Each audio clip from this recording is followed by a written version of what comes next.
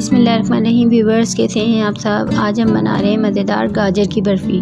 तैयारी का वक्त 30 मिनट, पकाने का टाइम 35 से 40 मिनट। अज्जा गाजर आधा किलो, छोटी इलायची 6 अदद, चीनी 1 प्याली, मक्खन 1 खाने का चम्मच, फ्रेश क्रीम 1 पैकेट, खोया 1 पाव, बादाम पिस्ते हस्बे ज़रूरत उबले हुए।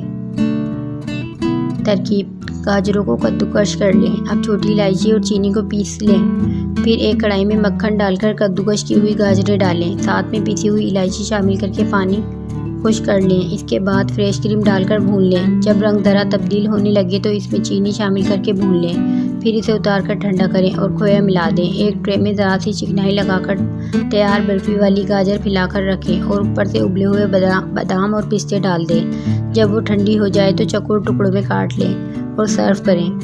डिलीशियस सी रेसिपी के लिए चैनल को सब्सक्राइब कर दें, बेल आइकन को प्रेस कर दें व्यूअर्स, ताकि आपको मज़ेदार और अच्छी होममेड इजी रेसिपी मिल सकें।